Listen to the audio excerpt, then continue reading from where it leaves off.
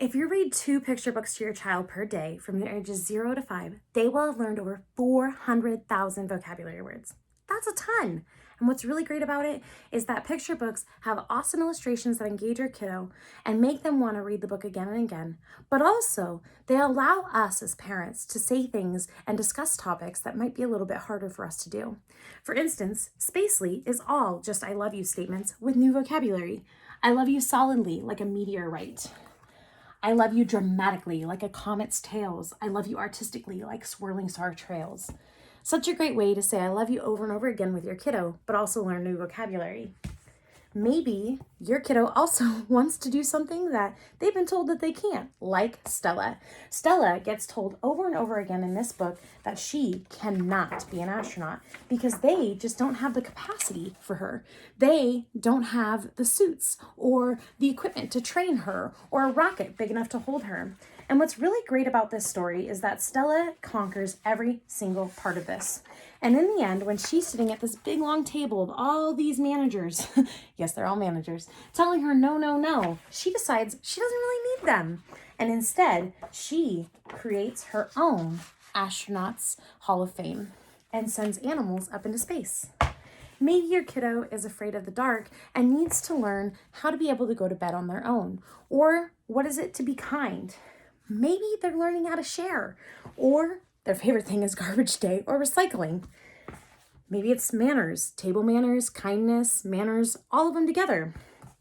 Or they don't feel like they fit in.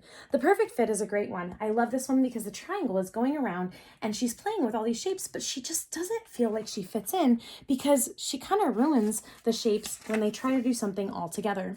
In the end, she finds her triangles, but finds that she's not having as much fun as she did when they all played together. This is another one about fitting in. Unicorns don't love rainbows. This unicorn doesn't love everything that all the other unicorns love, but what he ends up finding out is that it's okay to be different and still be able to play with everyone else. This is a book without a story. This book doesn't know what he's about because he's never been read. And so he ends up getting picked up by a kid who doesn't really read books but loves dinosaurs. And he finds out he's about dinosaurs too. Maybe it's silliness or just creating a relationship. The Prince, the Witch, the Thief, and the Bears is one of my all-time favorite books to read with my kiddo. It's actually about a dad and a son who are creating a bedtime story together. So he asks his dad for a bedtime story and Janie helps along. And they make the bedtime story together as they go through. So Janie's dad begins the story, but then Janie changes things as they begin to read. Like, what about the bears? How did he get away from bears? But what about his horse? And he's like, oh yes, he has his horse with him. So the story keeps changing. And there's a sequel where it's not just the dad and son, but their daughter too.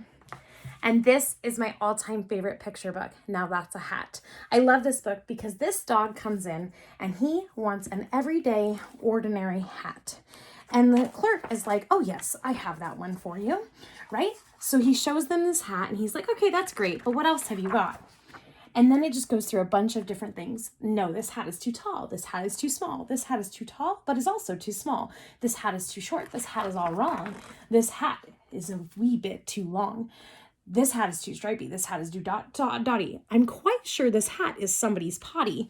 It's a super funny book. And what I love at the end of it is he ends up buying the hat that he was first recommended, but then a bird takes it.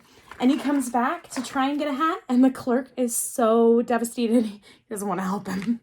It's a really great story. And what I love about picture books is we can engage with them together with our kiddos and be able to talk about topics that we may not be able to do so on our own.